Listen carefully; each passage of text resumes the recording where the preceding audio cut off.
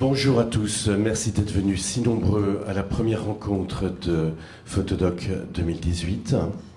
Cette rencontre organisée par le Salon de la photographie documentaire accueille aujourd'hui la jeune photographe Anna Bloom. Bonjour Anna. Bonjour Didier, merci de me recevoir à Photodoc. Tu es bienvenue et justement c'est un plaisir de t'accueillir car ton travail intitulé Souffle ou en English Breath va nous emmener, tu vas nous emmener au long cours, hein, tu nous emmènes faire un long voyage. Oui, Souffle c'est un projet qui a commencé déjà en 2015. Il commence en 2015. On va le parcourir ce voyage en images. On va rythmer cette rencontre d'images. Le premier endroit où on se pose, c'est Marseille. Allons-y. Alors attends, voilà.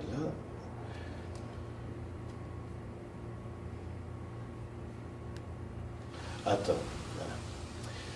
Marseille 2016-2017. Oui.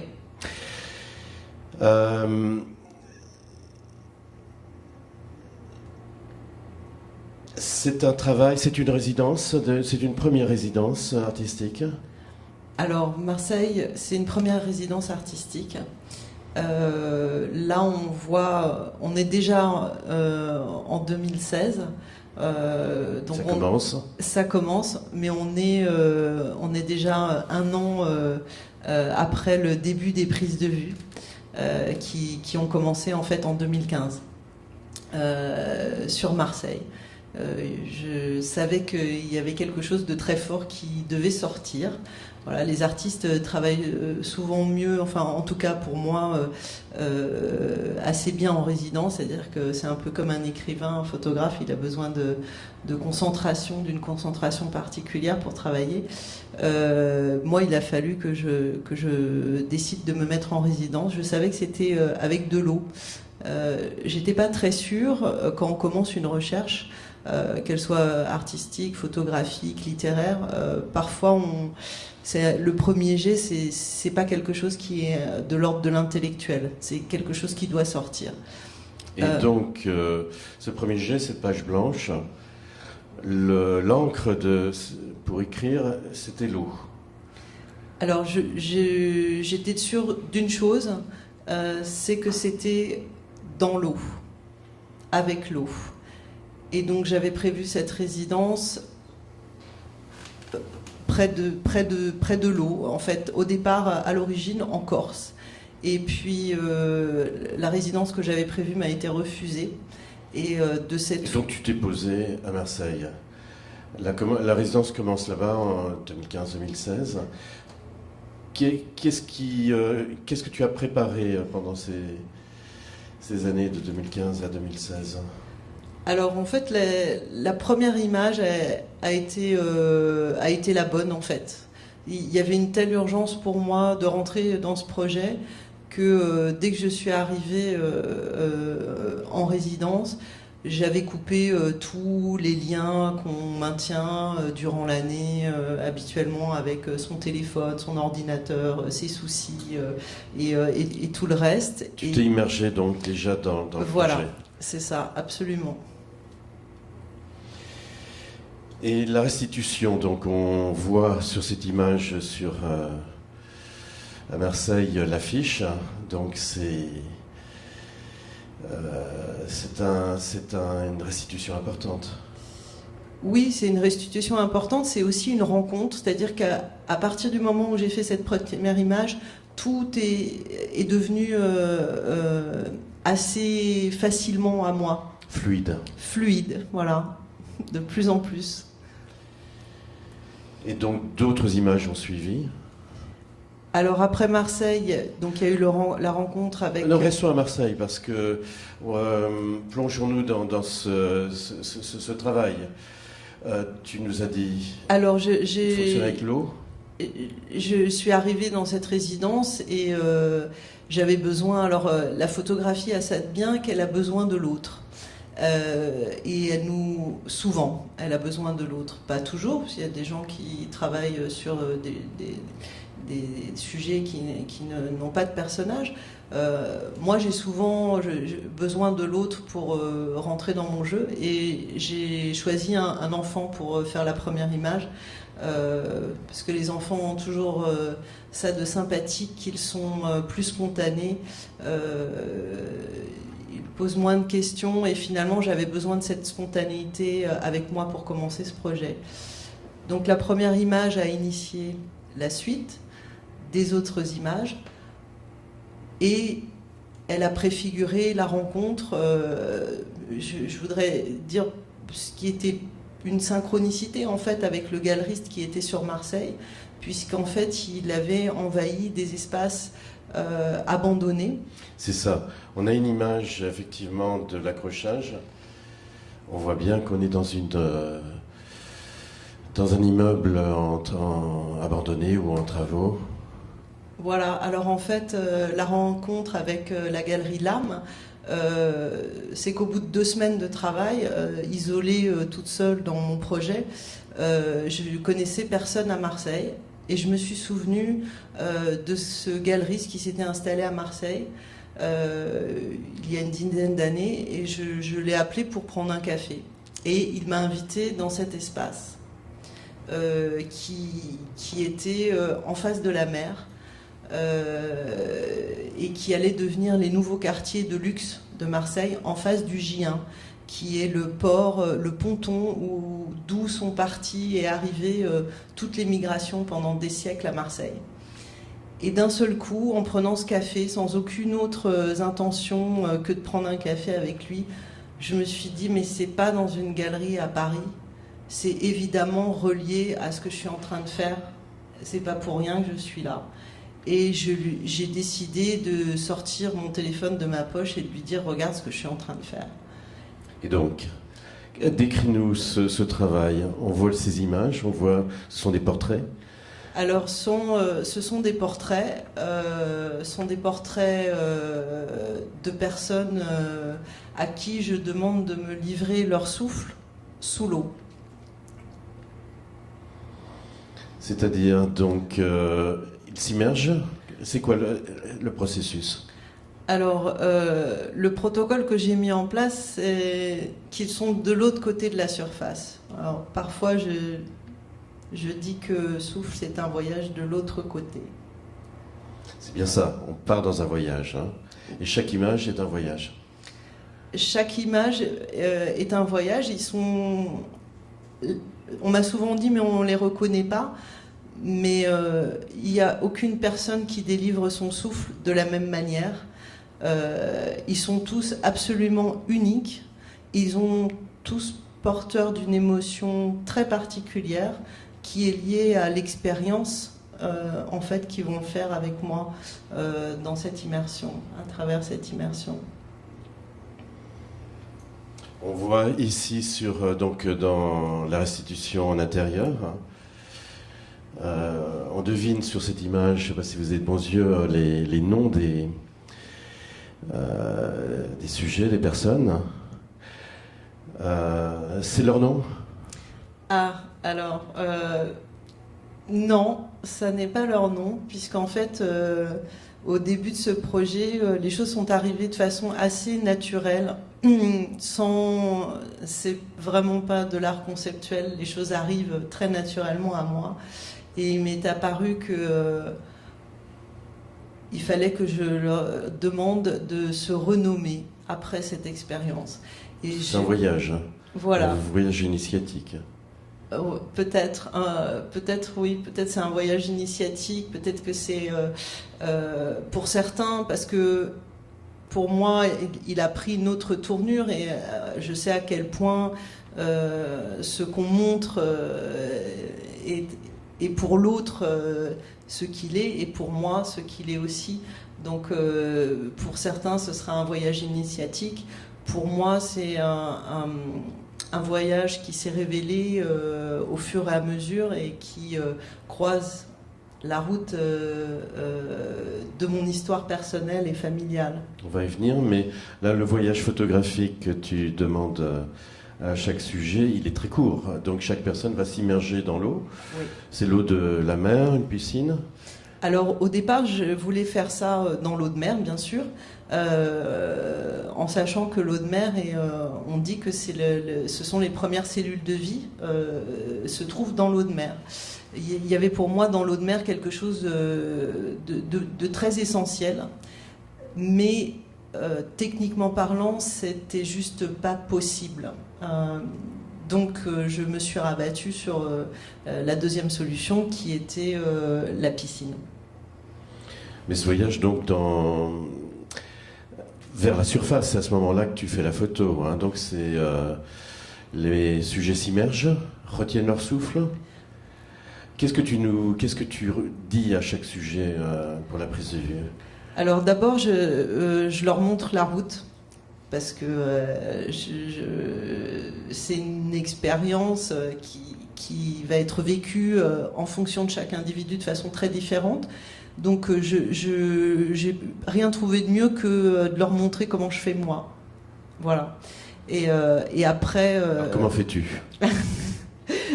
Moi, je me mets à l'eau d'abord.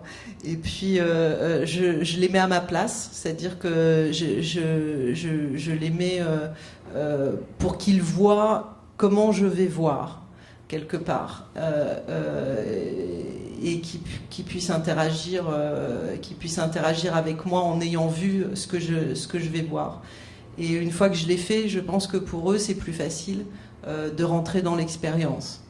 Et en fonction de leur corps, de leur peur, parce qu'il peut y avoir aussi des appréhensions, je vais les guider en fait dans cette expérience. Pour certains, elle est courte. Pour d'autres, elle peut se prolonger en fonction de leur endurance. Je pousse pas la prise de vue plus que nécessaire. C'est sportif? Ça peut être sportif, mais ça peut ne pas être sportif non plus. Et la photo elle-même se passe entre la surface. Lorsqu'on sort de l'eau, il y a un moment précis? Alors, la photo, je déclenche, en fait, je me suis aperçue au fur et à mesure de ce projet, puisque ça fait maintenant 3 ans, que ma recherche change, donc je ne déclenche plus forcément au même moment. Je fais pas beaucoup d'images par prise. Je suis vraiment une photographe qui vient de l'instant, donc je cherche l'instant. Une fois que je l'ai, je lâche. Je viens du portrait, donc il y a une forme d'intensité dans le portrait qui fait qu'on recherche un instant. Et je viens pas de l'école du numérique où on peut faire 1000 images secondes, donc je cherche cet instant avec la personne. On va remonter en France, à Saint-Denis. Saint-Denis, c'est là où tu as fait tes écoles, une partie de ton apprentissage à Paris 8. Oui, c'est vrai, ça me ramène dans cette ville où j'avais commencé mes premières expositions photos et travaux, d'ailleurs. Et là, à Saint-Denis, tu exposes le travail marseillais, j'imagine. Voilà, alors en fait, ce qui s'est révélé à moi, une fois que j'ai fait l'exposition à Marseille, c'est que j'en avais pas terminé avec ce projet. Et pourtant, j'aime bien les projets courts. Et j'aime bien fermer les dossiers et passer à autre chose. Je me suis rarement complètement répétée dans mes sujets, bien qu'ils soient tous liés les uns aux autres à travers mon travail artistique. Mais j'étais persuadée que j'en avais pas terminé avec Souffle et qu'il fallait continuer. Sur cette photo, personnes ont des partitions, c'est devenu musical? Alors, Une fois que j'avais fini Marseille, j'avais cette première étape assez importante de portrait, et j'avais pas forcément envie de raconter une histoire qui commençait par A et qui terminait par Z. Et j'adore les autres pratiques artistiques que j'ai pas. J'aime beaucoup la poésie. Et pour moi, la poésie, c'est vraiment ce qui étudie l'entre-deux, en fait, les interstices du langage. Et ça correspondait pour moi à Souffle, qui interroge aussi les interstices et les entre-deux mondes. Et donc, je fais partie de pas mal de collectifs d'artistes. Et j'ai rencontré Davide Napoli, qui pratique le dessin avec le souffle, mais qui est aussi philosophe et poète, à qui j'ai montré ces images, et qui a immédiatement réagi en comprenant très profondément ce travail, et en acceptant d'écrire un texte poétique sur ce travail, qui sera le sujet d'un livre à paraître l'année prochaine.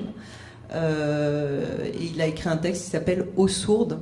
Donc à l'occasion de l'exposition au 6B, on a pu faire une performance avec son texte poétique.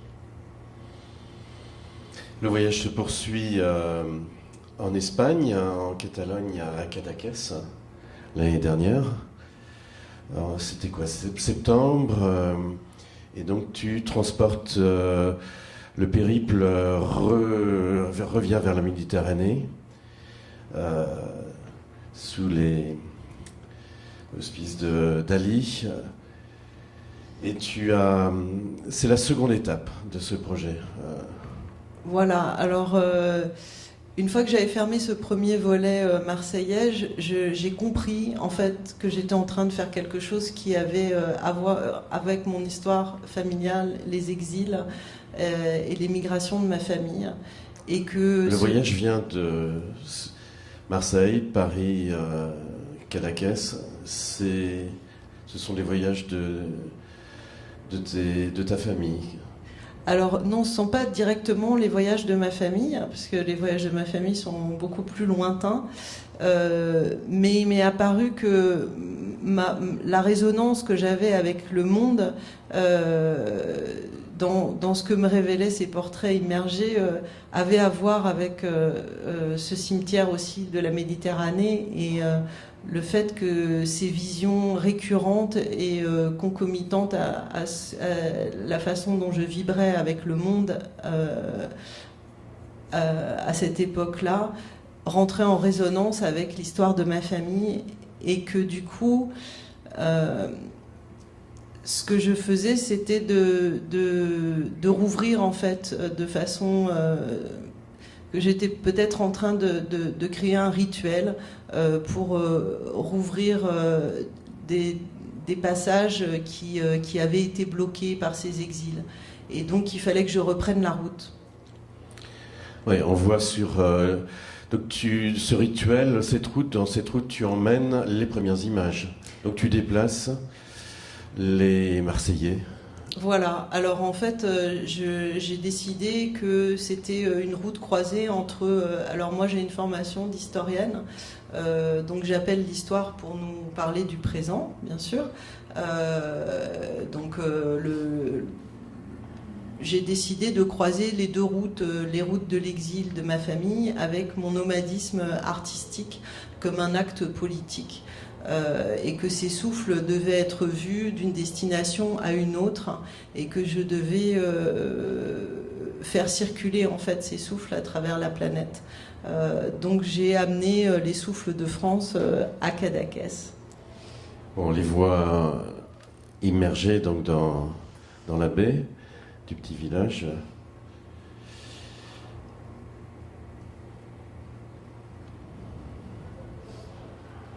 Alors, oui, j'ai répondu à l'époque à ta proposition sur faire une exposition sous-marine. Oui, parce que à Cadaqués, il faut que je vous explique, il y a très peu de lieux d'accrochage, il y a très peu d'espaces dédiés, Et ton travail, manifestement, parlait de l'eau. Donc le montrer dans l'eau était une évidence. Oui, alors si ça paraissait comme une évidence intellectuelle, au niveau pratique, c'était un défi.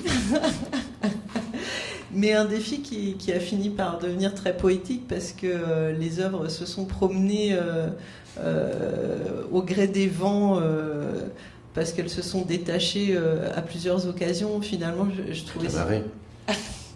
trouvais cette idée incroyablement poétique que les œuvres puissent elles aussi se promener dans la mer et dans les fonds marins. Oui, on voit effectivement l'accrochage était périlleux.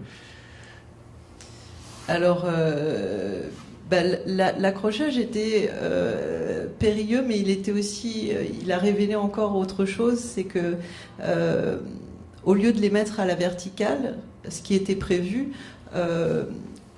comme il y avait peu de gens dans l'eau à cette époque-là, on a décidé de les mettre à l'horizontale.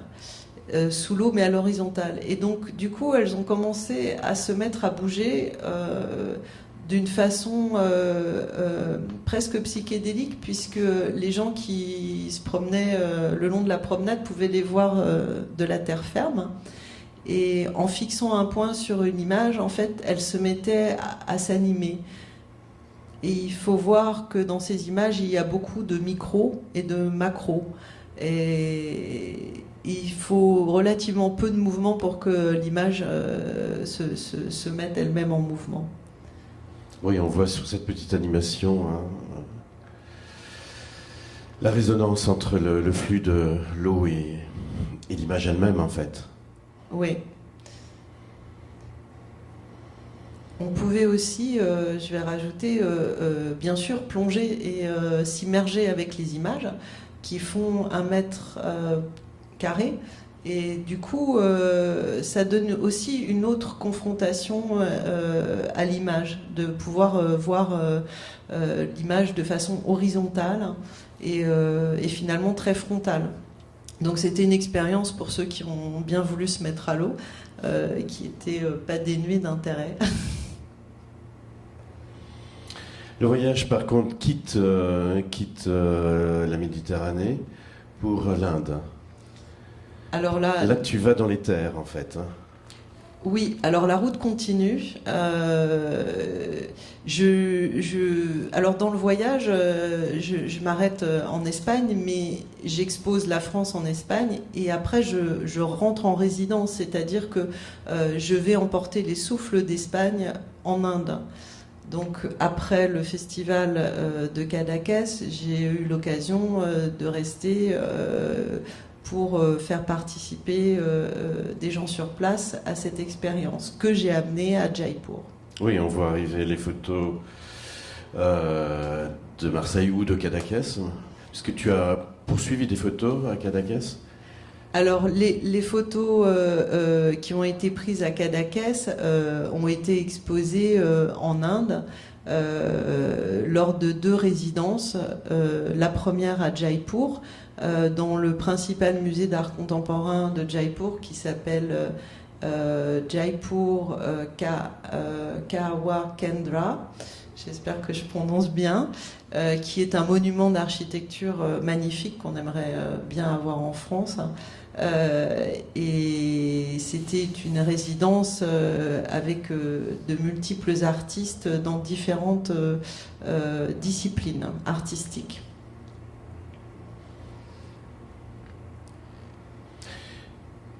Là, on voit l'accrochage à Jaipur. Hein. Quel est ce personnage en qui tu es ? Alors, ça, c'est un des... alors, l'art contemporain à Jaipur, c'est quelque chose, pas seulement à Jaipur, d'ailleurs, dans toute l'Inde, c'est quelque chose de très nouveau. L'art et la pratique artistique étant principalement liés à l'artisanat. C'est un secteur qui est en développement. Il y a à peu près qu'une dizaine de galeries sur tout le continent indien qui s'intéressent véritablement à l'art contemporain. Et donc ce monsieur est un des experts en art contemporain et en art indien. Et en quoi consistait cette résidence indienne, cette première partie, puisqu'on va découvrir tout à l'heure une deuxième partie à Goa?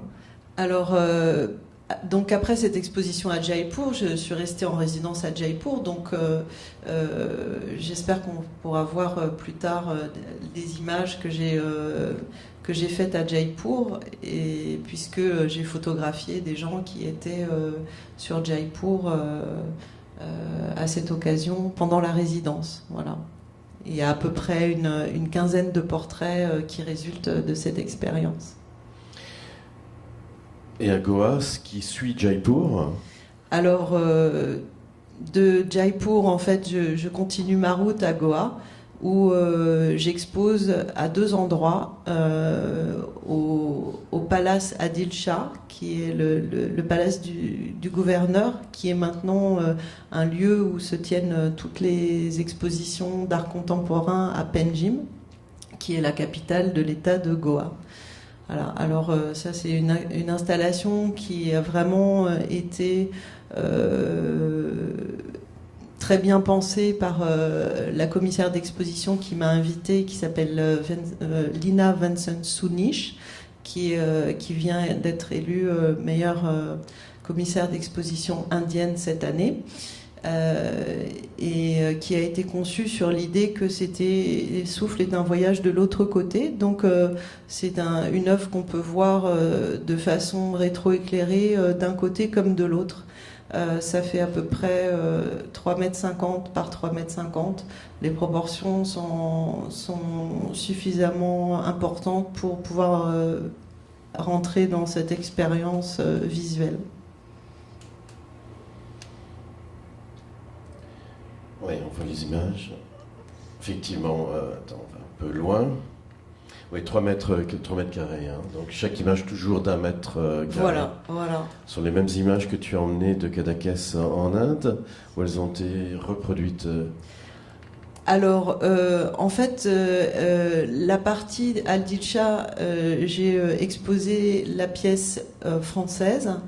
Et puis j'ai exposé l'Espagne ensemble, comme un ensemble, toujours à Goa et à Panjim, mais à l'Alliance française, qui est en fait l'image précédente, non, celle d'avant,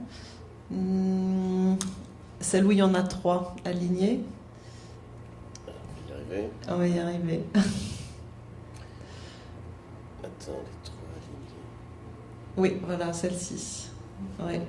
Donc ça, c'est l'autre exposition qui avait lieu dans la ville à Panjim, Goa, puisqu'en fait j'étais soutenue par l'Institut français et l'Alliance française à travers mes ateliers artistiques où j'utilise la photographie pour travailler sur les questions d'inégalité sociale.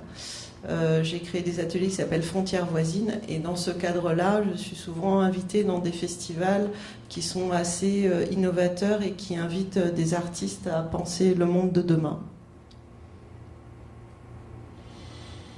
Bon, on peut se poser un peu à Goa et expliquer un peu les voyages de ta famille, qui ont été donc le déclencheur des souffles. Quelles étaient les migrations effectuées par ta famille? On est curieux. Je pense que en fait, ces migrations, elles vont parler à tout le monde, puisque bien sûr, si je reprends cette route, c'est pour parler au plus grand nombre et à l'universel. Donc c'est certain que je suis la fille d'un double exilé politique et migrant qui vient de... à l'époque, c'était la Russie, mais aujourd'hui, on appelle ça l'Ukraine. Donc ma famille a fui après la révolution russe et pour des histoires migratoires se sont trouvés bloqués en voulant immigrer aux États-Unis par l'Immigration Act de 1924 à Cuba. Voilà, mon père est devenu cubain jusqu'en 1959, où il est de nouveau pressenti l'arrivée d'une révolution qui possiblement pourrait tourner mal, comme en Russie, qui est une révolution qui a été suivie d'une affreuse guerre civile. Et donc il s'est retrouvé à nouveau exilé politique. Voilà, je pense que toute cette histoire m'a nourri et a bercé toute l'histoire de ma famille, toute mon enfance, a influencé mon travail. Donc je pense que c'est souterrain, mais c'est présent dans mon travail de façon peut-être transcendantale, on va dire. Un peu plus consciente aujourd'hui et peut-être un petit peu plus spirituelle, puisque en fait je pense que dans Souffle il y a une volonté de ne pas être dans la réalité, mais d'être à un autre niveau de conscience. Revenons à la photographie. Ces photographies réalisées à Marseille puis à Cadaqués sont des portraits exposés dans l'eau à Cadaqués. Il nous parle des migrations modernes. Il nous parle de la Méditerranée, cimetière de migrants. Oui, bien sûr, bien sûr, bien sûr. Pour moi, le début de ce travail, il y a vraiment une connexion avec toutes ces images qu'on a pu voir dans les médias, un pressentiment aussi, parce que quand j'ai commencé ce travail, ces images n'avaient pas encore heurté le plus grand nombre de façon irréversible, mais je sentais quelque chose d'inacceptable monter. Et je pense que finalement, ce cri que j'ai versé à travers cette première image, c'est un cri qui ne se termine pas. J'ai une commissaire d'exposition qui est venue voir une exposition. Elle me dit « Quand est-ce que ça se termine ?» Et je dis quand les hommes politiques, c'est-à-dire qui doivent jouer leur rôle de politique, auront pris des décisions par rapport à ce qui nous attend. Au niveau planétaire, c'est-à-dire 20% de la population mondiale qui va être déplacée pour des raisons politiques, économiques ou climatiques d'ici l'an 2050. Restons toujours dans la photographie. Nous sommes dans un salon qui célèbre la photographie documentaire. Ce travail qui est très esthétique, est-il donc, en nous parlant des migrations, est-il documentaire ? Je ne sais pas si c'est à moi de dire s'il est documentaire. En tout cas, le chemin que je suis en train de tracer, je vis ce chemin comme une route spirituelle et politique, quelque part, puisque j'ai décidé de laisser de côté pas toutes, mais beaucoup de mes activités annexes photographiques, que j'ai réduit aussi mon studio, donc je me suis mis dans un état de nomadisme par rapport à ce projet, parce que j'ai senti qu'il y avait une urgence pour moi de mener cette route. Donc je me suis mis complètement aussi dans la position de vivre cet acte jusqu'au bout et d'ouvrir cette route jusqu'au bout. C'est pas une route forcément évidente à organiser, parce que chaque voyage, c'est de nouvelles relations, un peu comme un exilé, c'est-à-dire c'est une nouvelle terre, je dois créer, ce serait plus facile de rester toujours avec les mêmes personnes. Moi qui suis fidèle depuis mon enfance à mes amis d'enfance et qui trouve des vertus et des choses incroyables dans la fraternité, à chaque voyage, je dois reconnecter avec d'autres êtres humains. Donc il y a des routes plus faciles. Mais je pense que c'est aussi une recherche personnelle en même temps qu'un acte politique, peut-être documentaire, je ne sais pas. Après, ce sont des mots. Politique et poétique. Je peux poser une question Alors, le public fort nombreux va intervenir.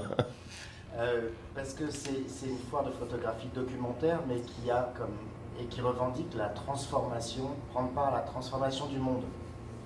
Et il me semble que ton travail, c'est un travail de transformation des êtres, de toi et du monde. C'est une question intéressante, cette transformation du photographe, de ses sujets et du monde à travers les portraits et peut-être à travers la monstration, la restitution. Alors, transformation de moi, bien sûr, parce que je pense que je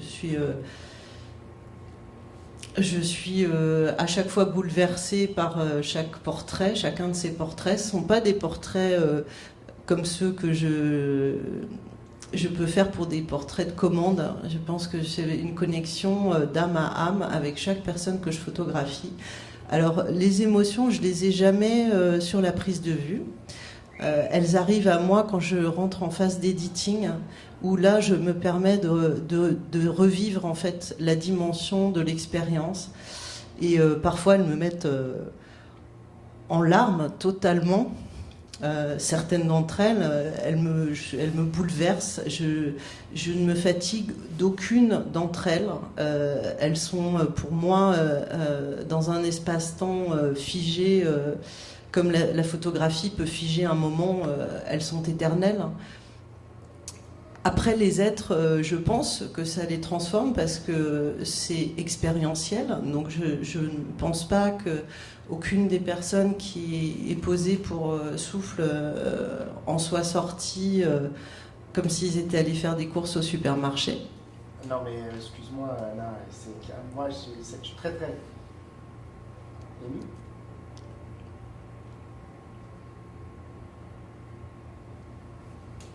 Mais on a le droit d'être ému en fait. Je pense que le travail artistique, c'est un travail qui touche en fait des zones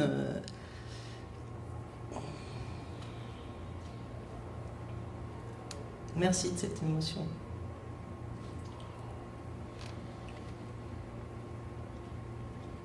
Là, on voit les images, les images, chacune de ces images qui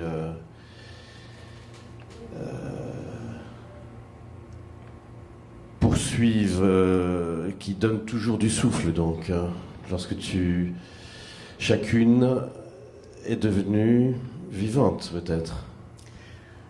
Alors, j'ai un ami philosophe, il me dit... moi, j'écoute beaucoup ce que les gens disent parce qu'en fait, je pense qu'il y a moi dans ce travail, mais dans la photographie, il y a celui qui regarde. Et celui qui regarde, ce qui pense de l'œuvre est aussi important que ce que l'œuvre me dit à moi-même. Et il me disait, ils sont terriblement vivants et morts. C'est le passage qu'on peut ému. Et c'est pour ça que je suis extrêmement ému. C'est parce que c'est un passage, c'est un rite initiatique, quoi. Ils renaissent, ils ont un nouveau nom. C'est extrêmement puissant. C'est pas juste, c'est pas, tu dis, c'est pas, oui, c'est pas comme ils vont faire leurs courses, mais c'est bien au-delà.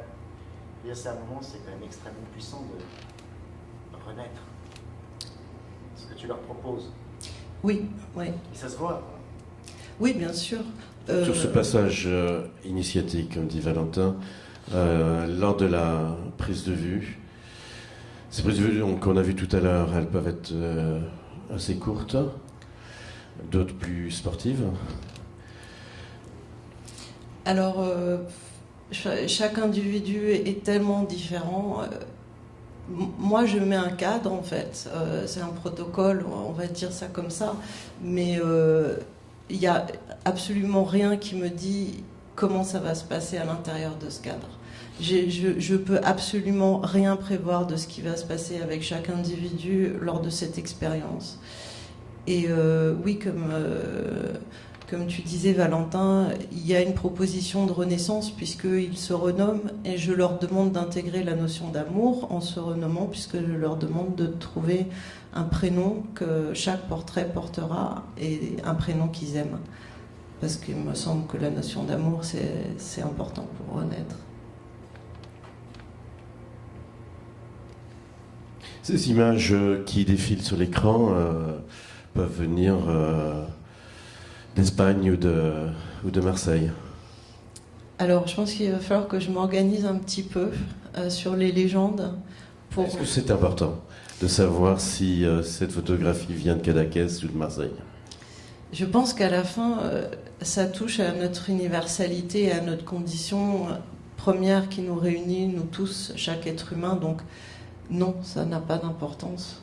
Et oui, ça a de l'importance dans la mesure où je fais cette route par rapport à un écho du monde aujourd'hui, puisque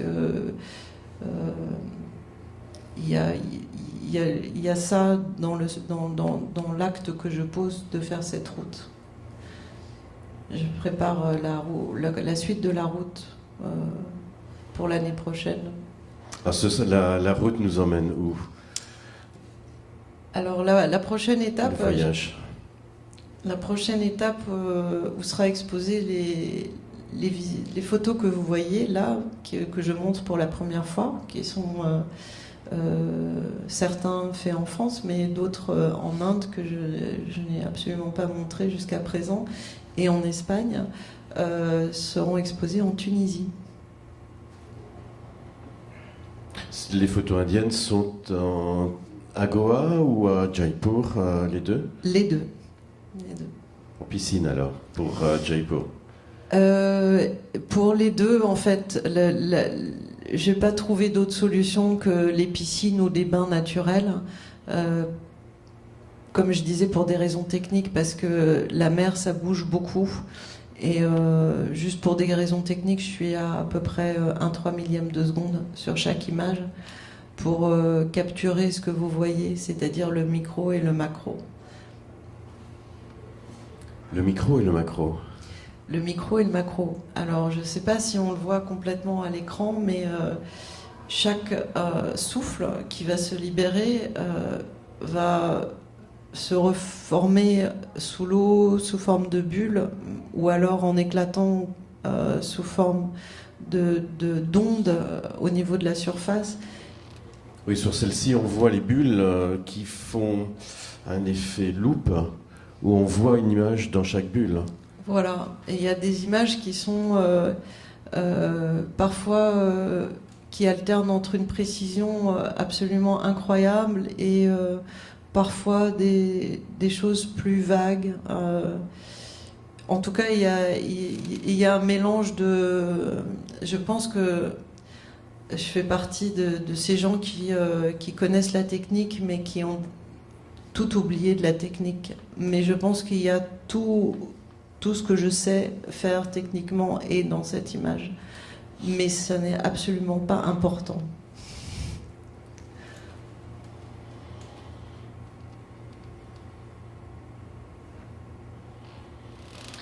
Cher public, d'autres questions? François qui revient de Cadaqués également. Je suis très content de voir ces images-là nouvelles que je ne connaissais pas, qui donnent une autre vue des premières images que je connaissais un peu. Peut-être on passerait pour que... Je suis venu dans de force comme celle-là. Alors vas-y, oui, c'est François qui revient de Cadaqués. Oui, je connaissais certaines images de Cadaqués, donc les premières images que je connaissais de toi, il y en avait quelques-unes. Là, il y a ce que tu montres maintenant, qui a été réalisé donc après le festival de Cadaqués et puis après en Inde. Il y a une évolution du travail primaire, là, dans des formes qui deviennent absolument complètement différentes et d'une force incroyable, quoi. Oui, merci de poser cette question, Françoise. Bon, d'abord, c'était très sympathique de se rencontrer à Cadaqués. Et en fait, je m'aperçois qu'en fait, il y a quelque chose qui s'apaise en moi au fur et à mesure que je parcours cette route, parce que je sens que la route s'ouvre, en fait. Je suis en train de rouvrir des choses qui étaient bloquées, donc les couleurs changent, le moment où je déclenche change, mon rapport à l'autre change. Et du coup, ce travail, pour revenir à ce que disait Valentin, me transforme aussi. Et je pense que ça va continuer encore. Et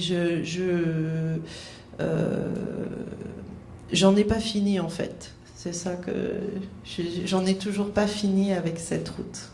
Oui, il y a une évolution formelle, c'est sûr, entre les premières images et celles-là. Et puis tu parlais de la fin, effectivement, à un moment tes séries, tu les clos à un moment. Elles ne vont pas indéfiniment. Ce moment d'arrêter, de finir un travail est assez important. Mais là, tu le vois, tu le dis, il continue. Il n'est pas encore, tu n'as pas été jusqu'au bout, tu n'as pas cerné encore tout ton propos, ou tu ne t'es pas laissé non plus cerner par lui, puisque c'était quelque chose de tellement spirituel dans ton travail. Oui, je pense que j'aimerais pas me trouver piégée dans la répétition, parce que je pense que je ne sais pas ce que je recherche, je n'ai jamais recherché ça, j'ai toujours été dans des ruptures esthétiques assez importantes dans ma façon de travailler. Donc je vis vraiment cette route comme une route, une recherche personnelle. Et je cherche pas du tout une formule. Pour moi, de rencontrer d'autres cultures, pour revenir à ce que tu disais, Didier, est-ce que c'est vraiment important qu'ils soient d'ici ou de là ? Il y a quelque chose qui fait que je pense que la symbolique de l'eau est la même pour les gens dans tous les pays, dans toutes les cultures, et qui résonne à travers toutes les religions. Néanmoins, le fait de rencontrer des âmes différentes donne une autre teinte aussi. Chaque pays que je parcours a une couleur différente. Donc c'est cette forme d'universalité et en même temps de singularité qui s'exprime. Et oui, je pense que ça prend la forme d'une quête spirituelle, et j'en ai pas terminé avec ça. Nous avons dans la salle, dans le public nombreux, le directeur du salon Photodoc,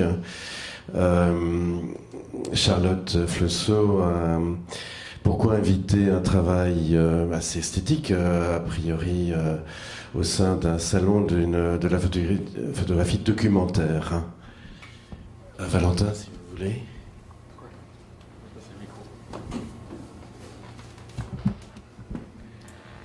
Parce qu'avec Anna, on interroge la forme, totalement en lien avec le sujet, et cette exploration plasticienne, on la revendique énormément, de manière à faire comprendre de plus en plus que l'intention documentaire est l'axe dominant de Photodoc, et que les recherches formelles font partie de cette compréhension pour le documentaire.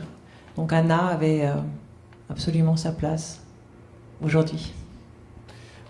Garde le micro. Est-ce que tu aurais une question pour Anna en découvrant ce travail inédit? On a quand même une chance. Oui, j'ai une question, mais qui va peut-être pas l'étonner, parce qu'on en a un petit peu... on avait un petit peu parlé ensemble, toutes les deux.